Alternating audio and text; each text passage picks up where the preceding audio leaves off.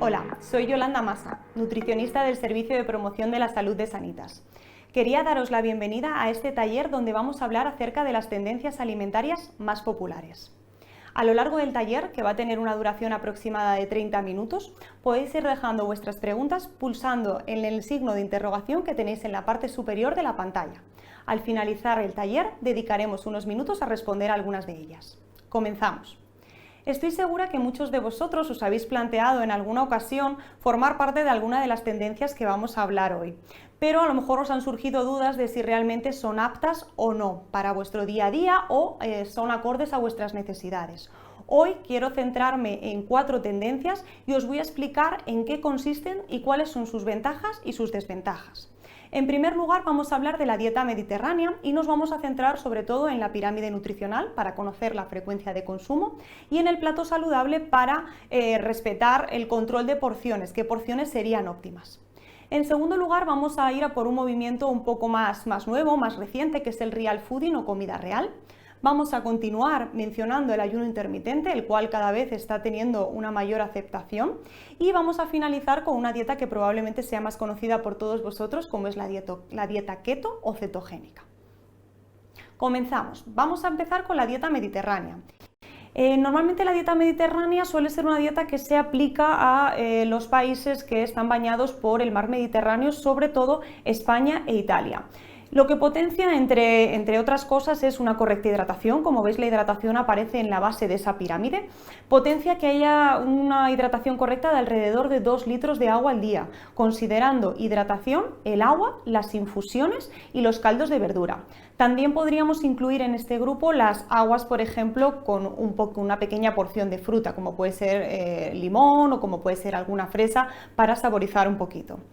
En el siguiente escalón, como podéis observar, están las frutas y las verduras. Todos habréis escuchado la frase de 5 piezas de fruta y verdura a lo largo del día y realmente en esta pirámide se cumple. Habría que consumir 5 raciones distribuidas de la siguiente forma: 2 raciones de verdura, que tendríamos que consumirlas principalmente en las comidas y en las cenas, y 3 piezas de fruta que se pueden repartir a lo largo del día, pues por ejemplo en desayunos, en tentempiés o como postre después de las comidas. En este mismo escalón tenemos también los hidratos de carbono. Los hidratos de carbono son el arroz, la pasta, la patata, el pan o algunos pseudocereales como puede ser la quinoa, el mijo, el sorgo.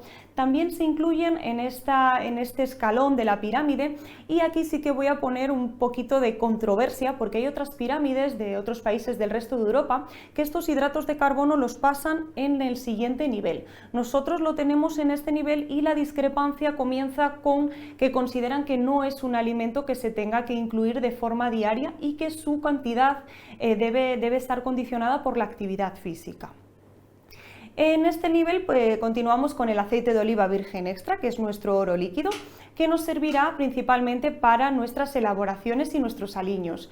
Realmente el aceite de oliva virgen extra tiene muchísimas propiedades, entre ellas sobre todo antioxidantes, además de tener también propiedades organolépticas que nos facilitan muchísimo el olor, el sabor en nuestras elaboraciones. Sí que decir que muchísimo mejor que este oro líquido siempre vaya en su versión cruda, con lo cual si le aplicamos algún tipo de calor o utilizamos en fritos, en rebozados, en empanados o excesiva cantidad de este aceite, sobre todo cuando ha sido calentado, pierde muchas de estas propiedades, con lo cual casi que es mejor que para cocinar dejemos un poquito menos de cantidad de aceite y luego podamos a lo mejor utilizar muchísimo mejor ese aceite en crudo.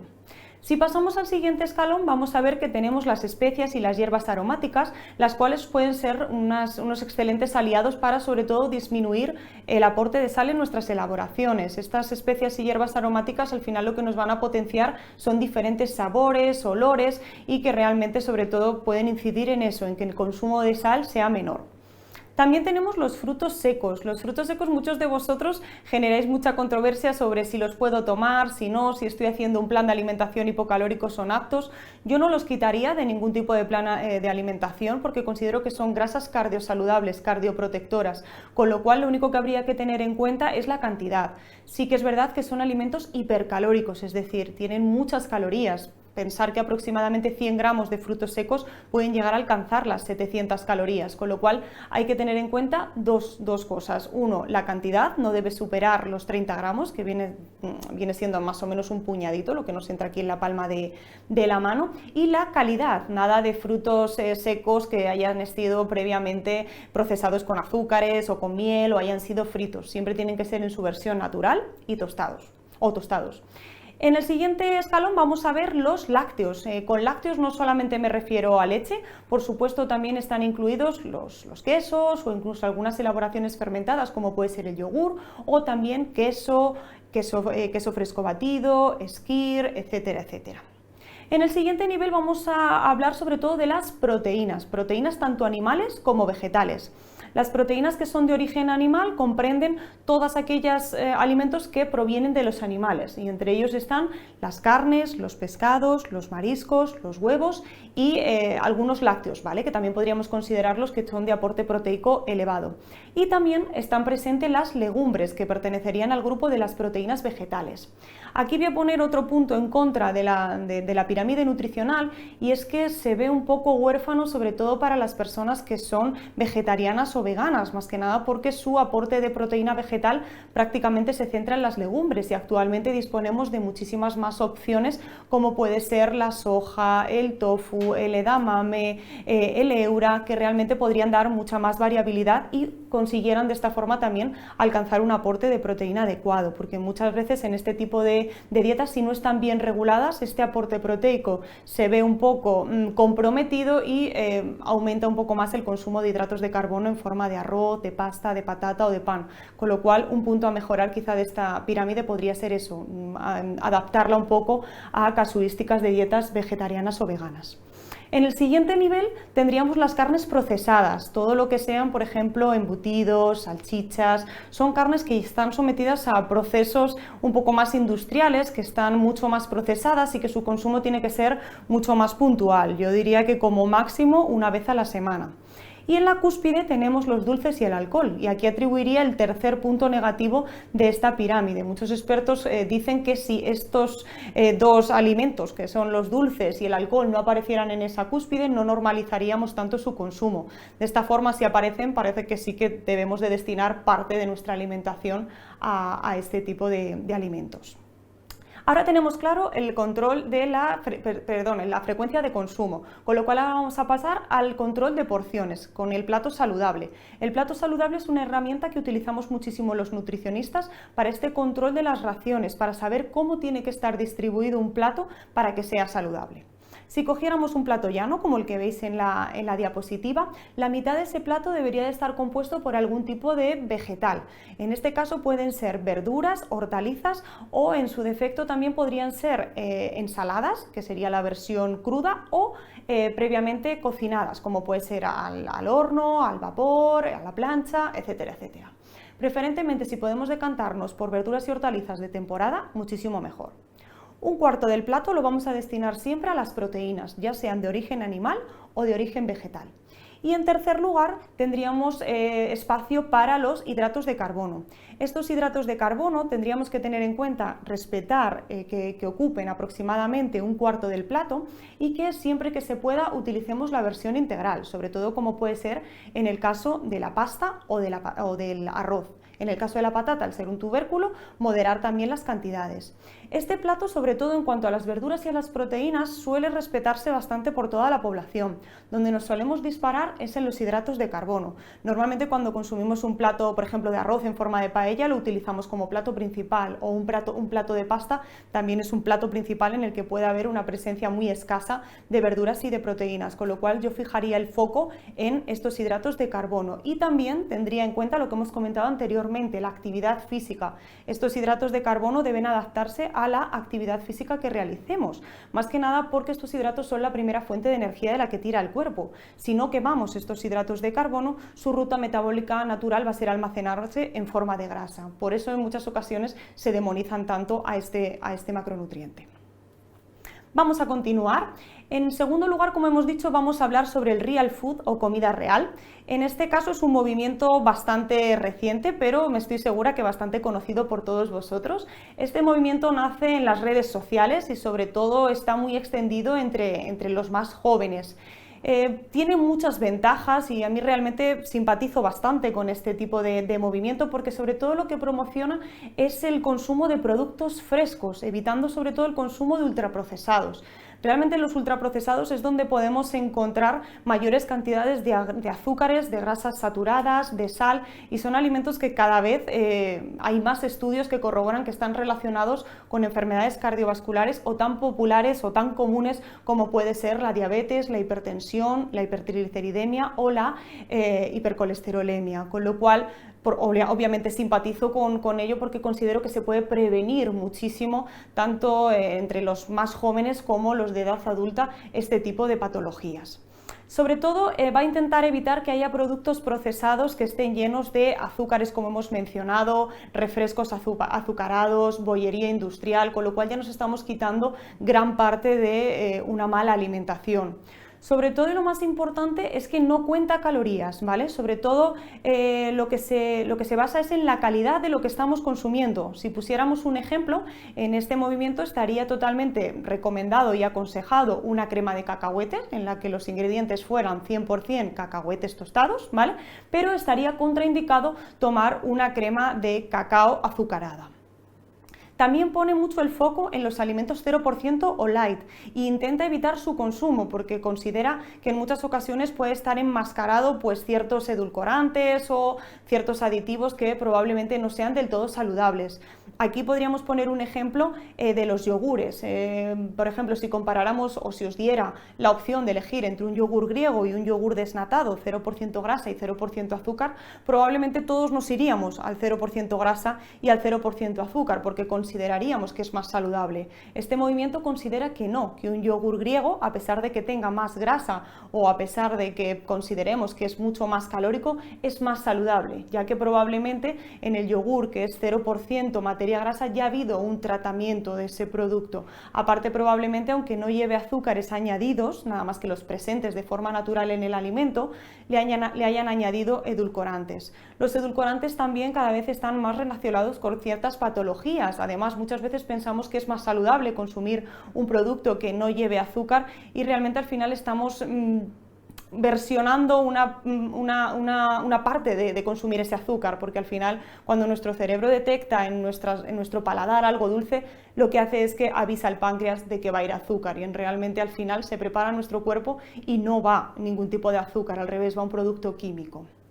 Entre las desventajas que podríamos dar lugar con este tipo de movimiento sería la excesiva obsesión por lo saludable. Sí que es verdad que este movimiento promueve que un 10% de nuestra alimentación puede destinarse a este tipo de productos, que obviamente son nocivos, no deberían de formar parte de nuestra alimentación, pero siempre que su consumo sea de forma puntual y no habitual, podrían llegar a ser aptos. Pero muchas personas llevan este movimiento al extremo y no son capaces a lo mejor pues ni siquiera de darse un pequeño capricho o concesión.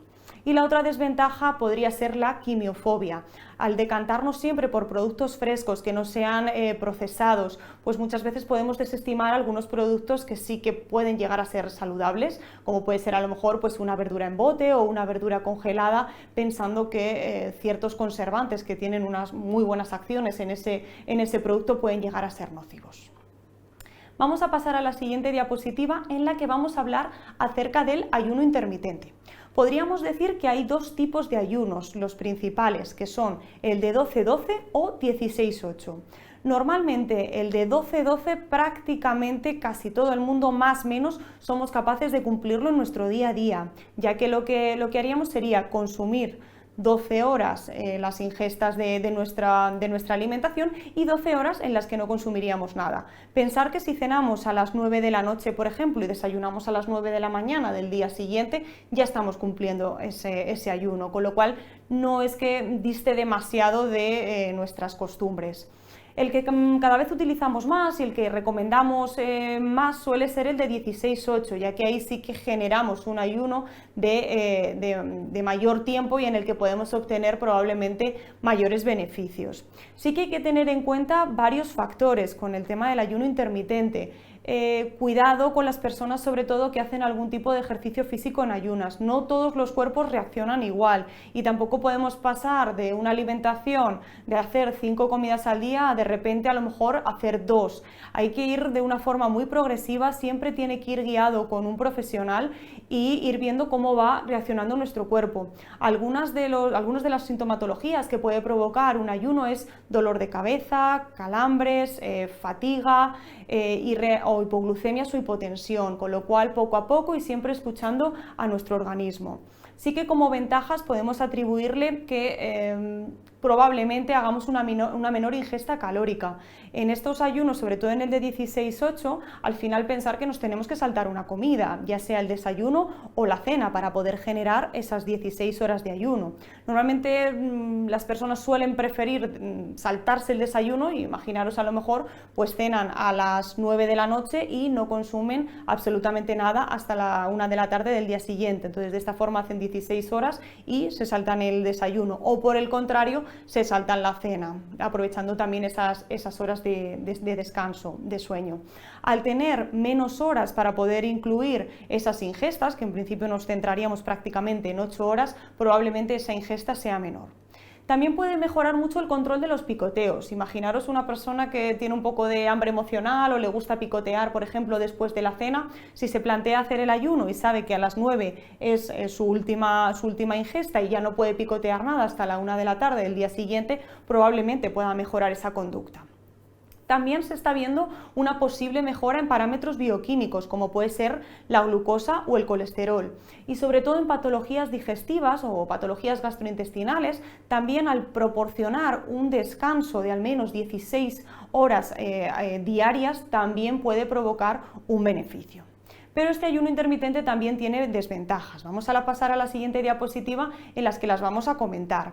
No se ha demostrado que sea más efectivo para perder grasa. Al final, para perder grasa lo que tenemos que hacer es generar un déficit calórico. Y ese déficit calórico solamente lo podemos conseguir haciendo un plan de alimentación hipocalórico y potenciando la actividad física. De esta forma vamos a poder generar un desequilibrio entre la ingesta y el gasto para poder favorecer esa pérdida de peso. También lo que hemos comentado, al disponer de menos horas para incluir los diferentes alimentos, podemos tener dificultad para incluirlos. Es decir, al final pensar que ya estamos quitando una ingesta y que disponemos de 8 horas en caso de que queramos incluir 5 comidas, con lo cual a veces se nos junta una comida con otra o es muy difícil repartir esos macronutrientes a lo largo del día, y eso puede hacer que evitemos a lo mejor el consumir alimentos tan importantes como puede ser una ración de fruta o una determinada ración de verduras. Nunca hay que limitar las comidas a solamente 2, ¿vale? Intentamos siempre mantener metabolismo activo, consumir algún tipo de tentempié que nos haga sobre todo llegar a esas comidas principales con la menor sensación de hambre. Y sobre todo es desaconsejada este tipo de tendencia para personas que tengan mala relación con la comida o trastornos de la conducta alimentaria. Por último, vamos a finalizar con la dieta keto. En este caso yo creo que esta dieta es conocida por todos vosotros. Es una dieta que sí que ha tenido bastante repercusión mediática y muchos de vosotros estoy segura que la habréis puesto en marcha. La dieta keto lo que consiste es en elevar el consumo de proteínas y grasas saludables y disminuir prácticamente al mínimo la ingesta de hidratos de carbono. Entre estos planes de alimentación hay diferentes versiones, hay unas que son más restrictivas que otras. Y entre las ventajas que podríamos destacar sería que se eliminan totalmente los productos poco saludables como son las harinas refinadas. Realmente casi todos los productos que son ultraprocesados van a llevar hidratos de carbono. Lo peor es que van a llevar hidratos de carbono en sus peores versiones, como sobre todo pueden ser harinas refinadas o pueden ser azúcares añadidos. Con lo cual toda esa parte la desestimamos y podríamos considerarlo una ventaja. Potencia sobre todo el consumo de alimentos frescos. Al final los alimentos proteicos son los alimentos que proceden de los animales o de fuentes proteicas vegetales como pueden ser las legumbres, con lo cual quitamos todos esos ultraprocesados. También las proteínas nos causan una cierta saciedad, con lo cual para personas sobre todo que tengan mucha sensación de apetito podrían ser una muy buena opción. Esa saciedad también se puede producir, sobre todo si llegamos a entrar en un proceso de cetosis. La cetosis ocurre cuando hemos terminado o hemos acabado con todas nuestras reservas de glucógeno y empezamos a formar unos cuerpos cetónicos y a su vez empezamos también a tirar de las grasas. Los cuerpos cetónicos, cuando empiezan a formarse, sí que es verdad que llegan al cerebro y nos provocan como sensación de saciedad, no vamos a tener sensación de hambre. Y también la otra ventaja que podríamos destacar es que no se suele perder masa muscular. En este caso, prácticamente casi toda la pérdida de peso va a proceder de grasa, más que nada porque la proteína es el macronutriente esencial para potenciar que haya un mantenimiento o un desarrollo de masa muscular en caso de que lo potenciemos con ejercicio físico.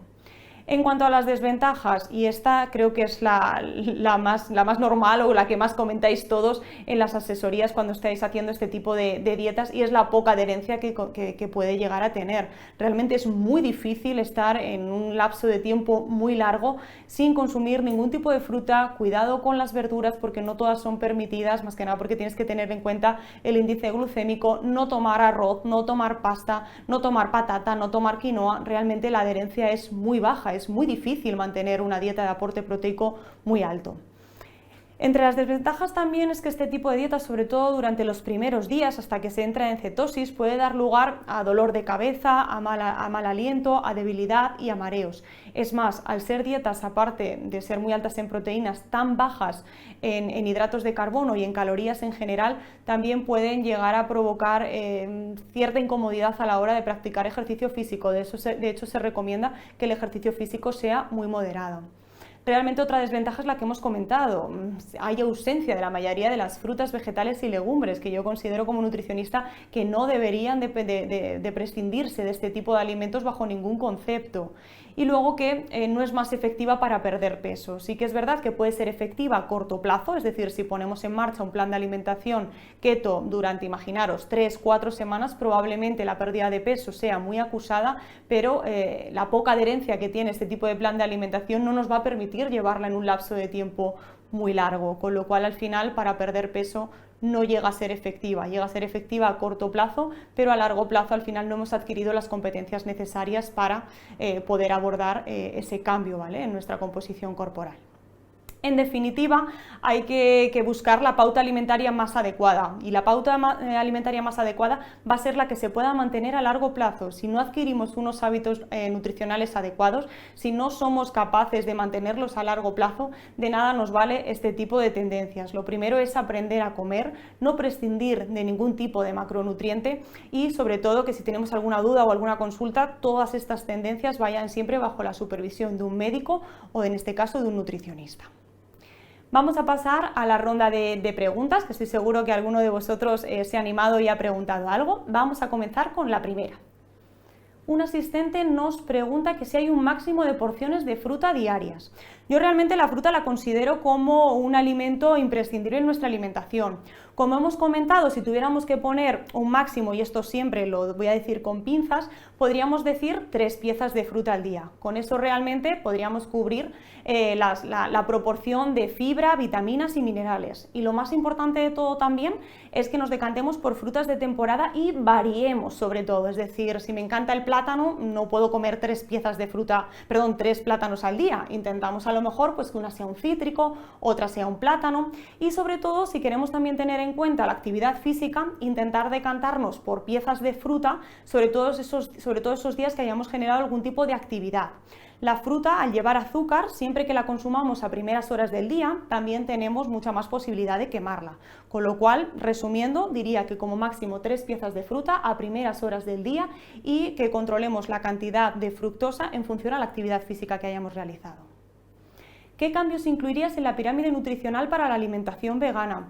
Lo que hemos comentado, en este tipo de alimentación al final se queda muy coja esta pirámide, más que nada porque no tiene en cuenta la proteína vegetal, prácticamente solamente tiene en cuenta que haya una proteína vegetal en forma de legumbres, con lo cual yo sí que potenciaría el consumo de esas proteínas vegetales, indicando que deberían de consumirse de forma diaria y en al menos 2 porciones a lo largo del día.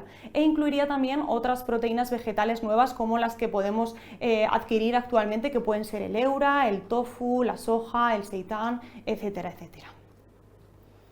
¿Qué tipos de alimentos suelen provocar más acumulación de gases?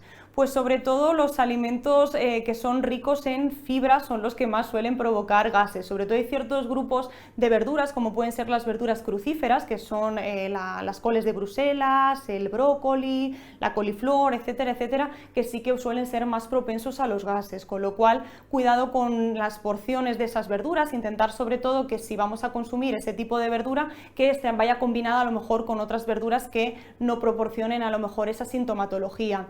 Y otra opción que podéis utilizar después de ese tipo de comidas es algún tipo de infusión digestiva, como puede ser el poleo o como puede ser el boldo, que sí que da bastante buen resultado para mejorar los gases. Vale, en cuanto al pescado, ¿cuál es el más recomendado? Yo no prescindiría de ninguno de los tres grupos de pescados. Hay blanco, hay semigraso y hay azul, y cada uno sí que tiene una casuística especial de la que no habría que prescindir. El pescado blanco es un pescado muy magro, que realmente tiene un aporte proteico muy elevado, sin embargo el de grasas es muy bajito, con lo cual pues para dietas sobre todo de pérdida de peso sería perfecto.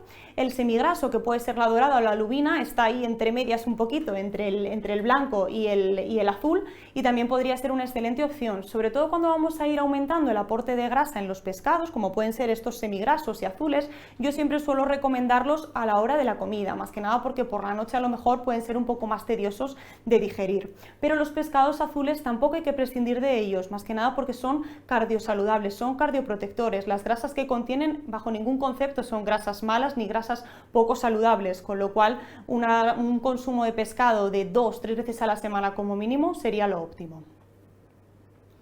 Vale, ¿es saludable retirar los lácteos? Yo no retiraría los lácteos si no hay una intolerancia previa, es decir, si no tenemos una intolerancia a la lactosa o a la proteína de vaca, yo no la eliminaría, más que nada porque al final lo que podemos generar es un déficit en la enzima que ayuda a la digestión de estos lácteos, que es la lactasa, y al final generar una intolerancia que no deberíamos, más que nada porque ¿por qué no vamos a poder consumir un queso, un yogur o una leche? Sí que a lo mejor reduciría su consumo, es decir, muchas veces, sobre todo por ejemplo en la pirámide alimenticia, ponen que de 3 a 5 lácteos al día. Considero que a lo mejor eso es demasiado, pero de 1 a 3 lácteos al día sería lo óptimo. Otra pregunta, ¿qué tendencia sería la más recomendada para enfermedades inflamatorias? Bien, realmente yo me decantaría en este caso por el movimiento Real Food. Además, sobre todo, este movimiento potencia muchísimo evitar este tipo de enfermedades. Más que nada, sobre todo, quitando todo lo que sean los azúcares refinados, que son de muy mala calidad, y potenciando el consumo de grasas saludables, como las que hemos mencionado anteriormente del pescado, que son las grasas cardioprotectoras, sería lo más conveniente. Luego, ya en función a la casuística, también podríamos valorar la posibilidad de eliminar algunos alimentos inflamatorios como puede ser el gluten o los lácteos, pero esto sí que debería de estar supervisado bajo un profesional. ¿Qué tipo de tupper es el mejor para conservar, calentar la comida? Bien, realmente el tupper que deberíamos de utilizar tiene que ser siempre preferentemente de cristal y con la tapa, si queremos, de plástico o de madera. Esa sería la mejor opción, ya no solamente para calentar la comida, sino también para conservar. En caso de que queramos refrigerar o congelar, sería la mejor opción. ¿Se pueden consumir verduras congeladas o en bote de cristal? Sí, realmente lo hemos mencionado también en la quimiofobia que podía llegar a provocar el movimiento Real Food, y sí que se pueden consumir. Las verduras congeladas o en bote de cristal son aptas, aunque siempre hay que mirar los ingredientes, más que nada porque a lo mejor detrás de un etiquetado de una verdura congelada puede haber azúcares o puede haber dextrosas, con lo cual siempre verificar en el etiquetado que sea el producto que vamos a comprar. Imaginaros que compramos brócoli congelado, pues que en el producto, o sea, o en la bolsa de congelado ponga 100% brócoli ultra congelado, o en el caso de que vayamos a comer coger unas judías verdes de bote cristal, igualmente, ¿vale? Que veamos que realmente no lleva ningún tipo de componente químico.